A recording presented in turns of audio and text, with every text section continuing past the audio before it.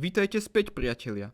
V tomto videu si preberieme americkú operáciu špeciálnych jednotiek, ktorá mala nájsť a zachrániť pilota, alebo skôr operátora strelných zbraní zostrojenej F-15E Strike Eagle, keďže bol stále nezvestný aj po 48 hodinách. Takže záchranná operácia amerických síl sa odohrala juhovýchodne od mesta Isfahan v Iráne, kde sa našiel zostrelený pilot blízko Národnému parku Kolaj. To, čo sme videli, je, že práve južne od Národného parku Spojené štáty vytvorili provizornú pristávaciu zónu, kde pristali s dvoma HC-130J, čo je bojové lietadlo dlhšieho doletu určené na misie typu Nájdi a zachráň. Dve z nich pristali práve tu, južne od Národného parku, a taktiež niekoľko helikoptér na vyzdvihnutie pilota, ktorý začínal byť obkľúčený iránskymi vojakmi a paramilitárnymi jednotkami, ako napríklad milícia. Toto sa neskôr ukázalo ako pomerne veľká vzájomná výmena paľby. Američania síce úspeli v cieli zachrániť zostreleného pilota, ale pritom museli zničiť svoje vlastné stíhačky ako aj vrtuľníky, aby sa nedostali do rúk nepriateľa kvôli silnejúcemu iránskemu tlaku.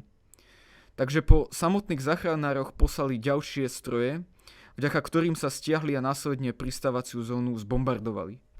Počas tohto času mali Američania s iránskymi silami dlhšiu prestrelku s nejasnými ľudskými stratami na jednej alebo druhej strane. Ale Američania dokázali lokalizovať a vyzdvihnúť pilota a stiahnuť sa z krajiny. Čím sa dá uvažovať o tejto misii ako úspešnej, napriek tomu, čo pri nej stratili.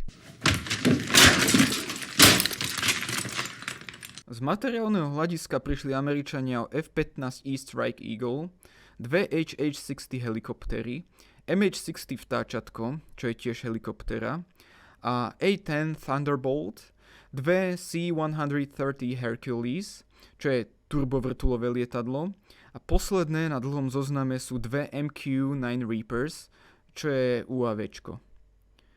A to mi pritom bolo povedané, že Irán už žiadnu protivzdušnú obranu nemá a Američania vojnu vyhrali. They have no anti-aircraft equipment. Čo sa týka ľudských strát, žiadne hlásené doposiaľ neboli. V tejto misii boli zahrnuté aj špeciálne jednotky Delta Force, čo je vlastne posledná informácia, ktorá bola zverejnená otvorene. Ja vám ďakujem za sliadnutie a počujeme sa pri ďalšom videu.